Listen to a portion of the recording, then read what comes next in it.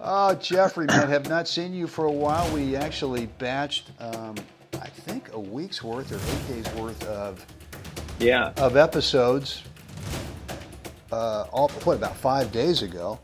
So I know you've been. Yeah, at least that. Yeah, Yeah, yeah. I know We you've had to been. we had to get through the Fourth of July weekend plus part of this week, That's and right. yeah. That's right. So I know you've been busting your fanny over there with events and the weekends, and I've been down in the desert. Uh, I've been down in the desert playing on the grass courts every morning where it's about 90 degrees, and it's just fine. It's Yeah, just resting fine. your fanny. Yeah. Busting fanny, resting fanny. You make the choice. Okay. I did. I made the choice. Hey, guys, listen, thanks for hanging out with us today. Another episode of Gold Ball Hunting. And what we're going to get into today is what do you do with the short ball? You know, let's say that you're in, and let's take it from the single. We can actually do two parts in this one episode. We can take it from if you're playing singles, and then we can also do it for playing doubles. And but one of the questions I get, Jeff, and I'm sure that you do as well, is what do we do with a short ball? And before we get into that, I want to remind everyone that Jeff and I've got a couple things for you. We want to get to you that if you're not on our email list already, that you should be. And here's why: because Jeff and I recorded a private video. You can get it for free, but it is private. A few months ago, actually a few months ago, what am I talking about? Probably half a year ago, because this is episode number 180. Oh, 180 every day. We've been publishing every day, which has been a lot of fun. So we're almost to the half year mark. I think 180 times 2 is 360. Yeah, a couple more will be yeah, there. yeah. Okay. But All right. yeah, okay. But first thing we want to get to is a video we did about how to help you reduce your skill level range. No one else talks about that, Jeff. Nobody. It's just, I don't know. Nobody. It's so obvious. I don't know how you and I are the only two guys that actually talk about it. But skill level range, right? One day you play, man, I just went out today and I kicked some butt. Singles or doubles. You go home, you talk to the spouse, you go, hey, babe, I got the game figured out. I got it. And of course, she's heard this before. Only And, once or twice. and she goes, that's great, honey. That's great. Okay, well, good for you. And then the next day you go out going, you're strutting on the court, man. I got this thing wired. Yeah. You got the bigger bag today. You got 6 rackets in the bag today because you know it's just a look, right? You don't really have 6 of the same kind. Yeah. No. I got newspaper stuffed in all the other pockets. That's Fill it out, right? Anyway, so you go out in the court and you're pretty convinced that you're gonna do the same thing again today. And you know what? You lay an egg. You lay a fat goose egg out there. And so yesterday you played here, and then today, boomski, you're down here in the dumps. And that's a pretty big range, right? One day you got the skill level here, the next day you're Big down range. here. And so really, if you want to build confidence in your game, forget all the ooey gooey white lab, master's degree, PhD degree stuff, right? Just it. I know what you're thinking. I know what you're thinking, Jeff. But if you really want the boots in the ground, the real stuff in terms of how do you build confidence in your tennis game, you got to start reducing that skill level range by bringing the bottom of your skill level up to the top.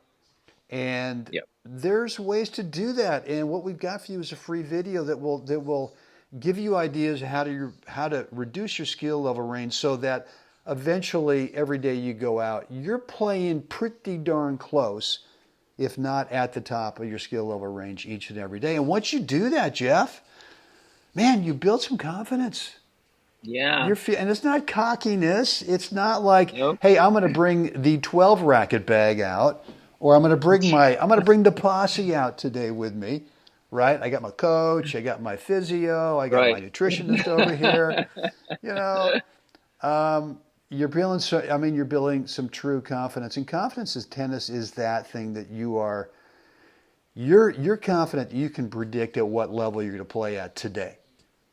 And once you get there, and I don't think it takes very long. It does take some practice, but once you get there, that's when you can start to nudge up and start to move the needle up to the next skill level, if that's what you want to do with your game. But certainly the one thing you want to do is be, in your own mind, predictable in terms of how you're going to play, whether it's singles or doubles each and every day. Go over to goldballhunting.com.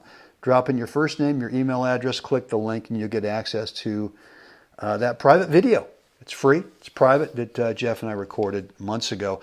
The other thing we've got for you guys is the opportunity to get on a private, free coaching call, three-way telephone call.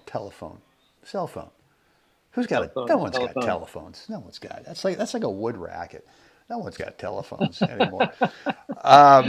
But it's a 10-minute coaching call. That may not seem like enough time to really work something out.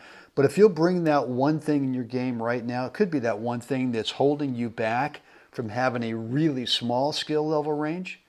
If you bring that one thing to the call, I promise you, Jeff and I will set you on the path to help you get the result that you eventually want, again, whether it's singles or doubles. And when you go to goldballhunting.com, you're going to get access to our online calendar scheduler, where you get to cherry pick the date and time that works best for you for that call.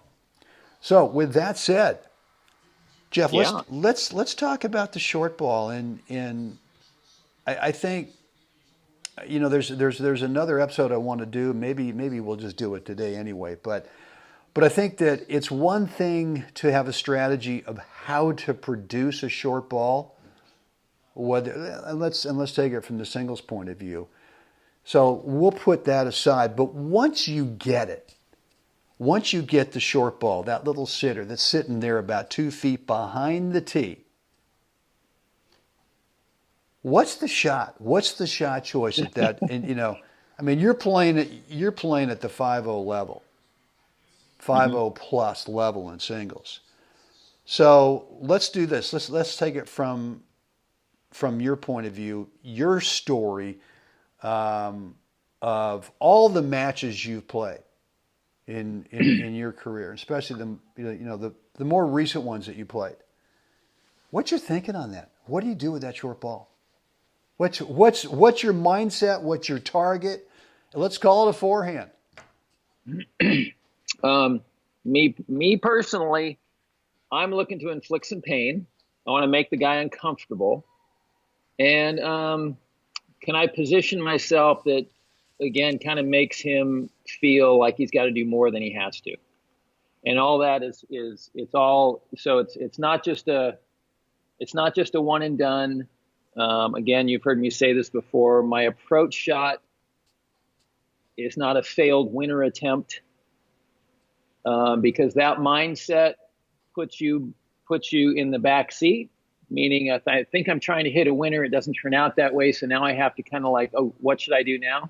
Right. As opposed to hitting the shot with the intention of I hit the ball to X target, I move to this place, and now we're going to go ahead, make your move. And I'm going to put my volley against his ground stroke. I'm going to go ahead and challenge him with that because, again, everybody knows I was a California-raised hard court serve and volleyer. And so I still like to get up there, and that's where I feel like I kind of do my best work. Yeah. And so I'm willing to challenge the guy's ground strokes against my volley, even if he hits a good low ball. Right. I'm still I don't fear that as, oh, now I have to pop the ball up. My skill set is at such a place where I don't feel like it's a deterrent if he can get the ball down on me necessarily. Right. So I still feel like I have the ability to find my target and keep putting pressure on my opponent. I think the one thing, and let me interrupt just real quick. The one thing you said in there, I think that gets overlooked, is that the short ball sitter there's two really important components. Number one is to decide immediately what's your target. Just totally commit to it. Even if you yell out to the whole world, hey, I'm going to the ad side corner. We're not going to do that. But the point is that guys and gals get screwed up because there's this list of, well, I could go to that corner, I could go to the middle, I could go to that corner, I could drop it, and the next thing you know is you're not committed to anything, Right. and you don't, as you said, you don't inflict enough pain. But the second and the most important part, I think, is that you've got to think of this shot as, if you think of going for that corner, you're totally committed. But if you don't want them to touch the ball, and typically what happens is players just stand right there. This ball's sitting there a couple, 2 or 3 feet behind the tee, and they're trying to ding it from there, and then they stand there. And Right. there's no thought of, well, what if this guy guesses, anticipates Right. that I'm going to the corner? Is this where I want to be when he gets over Right. there? Well, you'd be the first guy to say, my ability to challenge with my volley is not as good here, 3 feet behind the tee, as it is Right. if I'm 3 feet inside the service line. Right. So I think that the short ball sitter is that early commit, and again, inflicting pain. And inflicting pain is Right. simply is probably not so much the quality of the shot as opposed to inflicting pain as, hey dude, I've hit the ball over there and now I'm standing here. Right. Your The combination of geometry those is things, right. now pretty bad. Your geometry to thread the needle up the line, to go dipper cross court to hit a topspin lob or whatever it is, has Right. just been made pretty ugly for you. So either go for it, or I'm going to be there with a volley. I think the other component that I know that you feel okay with is that if you do that, you commit to your target and then you use your footwork to move to the next best court position to challenge that geometry. Occasionally, they're either going to intentionally go up the line or wherever and hit a winner, or they're going to go somewhere unintentionally and win the point. Right. And that's okay, because the reality of them doing that over and over and over again is not bueno. No, that's the that's the other maybe also another kind of blind spot maybe for a lot of players is the accumulated pressure of continually attacking and making the guy come up, making the guy thread the needle over and over and over again. Right. And I mean, players have it. Players go through hot streaks. I do, you do, and it's just like there it is. And then and then the hot streak lasts for a few games maybe. And then you're back down to earth a little bit, playing normal, and now all of a sudden, you get out there and you hit the ball really clean and pure, but you miss the pass by a half an inch. Yeah. Okay. Well, okay, now we're back to being human again, Yeah. and so's your opponent, and so it just because he passes you doesn't mean I need to hit the ball a little bit closer to the line next time. Maybe you just need to hit the ball a little 5% heavier to the same, safe target, and just see does his ball come up a hair late now, or does he come up a little early because he realizes the ball is on him a little bit quicker, and now he chunks the ball up a little bit. So there's all this, the subtlety of changing the outcome is very, it can be a very narrow change, in terms of percentages. What's the tipping point that puts you back in the driver's seat? And it's a little more subtle, I think, than players really realize.